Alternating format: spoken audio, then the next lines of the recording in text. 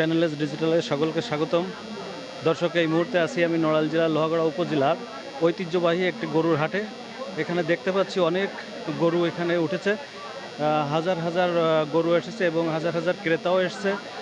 গরু যারা লালন পালন করে, যে সমস্ত খামারি, সব বড় বড় গরু নিয়ে আসছে। আমরা এই মুহূর্তে দেখছি একটা গরু, সবচেয়ে বড় গরু এখানে। গরুর খামারি বলেছে যে 10 মণ তাদের মাংস হবে এই গরুটিতে, এবং ওরা আশা করছে যে এই গরু 3 লক্ষ টাকা বিক্রি করবে, এরকম একটি আশা আছে।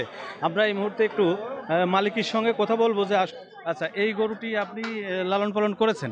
জি, কতদিন পর্যন্ত এটা আপনি লালন পালন করেছেন? 3 বছর। তো এই গরুটি এখন হাটে উঠাইছেন, বিক্রি করবেন? জি, বিক্রি করার জন্য। আপনার কত বিক্রি করার একটা চিন্তা ভাবনা আছে? 3 লক্ষ টাকা। 3 লক্ষ। এই গরুটিতে কতটুকু মাংস হবে বলে আপনি ধারণা করছেন? 9 মণ প্লাস হবে। তো আপনি 3 লক্ষ টাকা যদি হয় আপনার, তাহলে আপনি খুশি? জি। তো দর্শক, আমরা একটি গরু দেখতে পেলাম, আসলে খুব বড় গরু ছিল। আসলে তাদের ইচ্ছা 3 লক্ষ টাকা বিক্রি করবে। আরও গরু এখানে আছে দেখতে পাচ্ছি, তারই পাশাপাশি বেশ ভালো ভালো। আপনারা একটু দেখুন।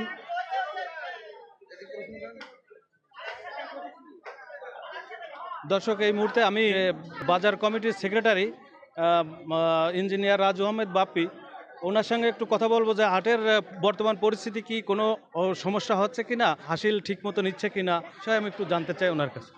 আসসালামু আলাইকুম, সবাইকে ঈদের অগ্রিম শুভেচ্ছা এবং অভিনন্দন।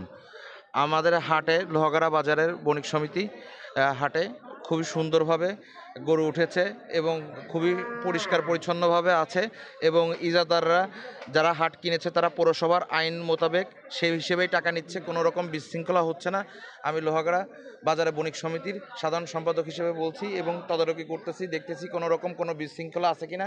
সে বিষয়ে আমি নিশ্চিত করেছি যে কোনো রকম বিশৃঙ্খলা হবে না। যে হাসিল কাটছে, তার কাছে জিজ্ঞেস করব যে সরকারি নিয়ম অনুযায়ী কত টাকা হাসিল কাটার কথা? আসসালামু আলাইকুম, অগ্রিম ঈদ মোবারক।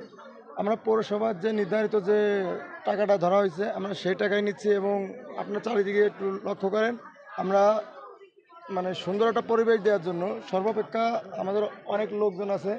আমরা মানে চারিদিকে দেখাশোনা করতেছি কারো কারো বিপদ আপদ হয় কিনা, এবং মানে সুন্দর রাখার জন্য যা যা করা থাকে আমরা সেই মোতাবেক কাজ করতেছি। আপনারা গরু প্রতি কত নিচ্ছেন এবং ছাগল প্রতি কত নিচ্ছেন, এরকম কোনো আমাদের নির্ধারিত? গরু হাটে আমাদের যে বিক্রেতা, তার কাছ থেকে 500 টাকা মানে ফিক্সড করা হয়েছে, এবং 1002 টাকা করা হয়েছে, মানে যে ক্রেতা যে বিক্রি করবে তার গরু প্রতি 500 টাকা, এবং যে কিনবে তার 1000 প্রতি 2 টাকা করে, এরকমভাবেই ধরা হয়েছে। এটা ধরা হয়েছে সকলের সম্মতিক্রমে। দর্শক, এই মুহূর্তে আমি একজন যে ক্রেতা, এই হাটে গরু কিনতে এসছে, ঈদ উপলক্ষে কুরবানি দিবেন বলেই কিনতে এসছেন, ওনার সাথে একটু কথা বলবো যে আসলে আগের তুলনায় দাম বেশি কি না কম, এরকম উনি কি দেখেছেন এ পর্যন্ত? গতবারের চেয়ে দাম বেশি না কম এবারে? না, গতবারের তুলনায় এবার দাম একটু কম, তাতে ইনশাল্লাহ আর মাঠে এমনি করাইটা কম। দর্শক, এই মুহূর্তে আরেকজন ক্রেতা আমি পেয়েছি, দেখি ওনার কাছে শুনে দেখি আসলে আগের তুলনায় গরুর দাম বেশি না কম, এ বিষয়ে উনি কি বলেন। গতবারের তুলনায় ওটার তুলনায় একটা স্বাভাবিক, মানে এটা খুব একটা অস্বাভাবিক কিছুই নাই।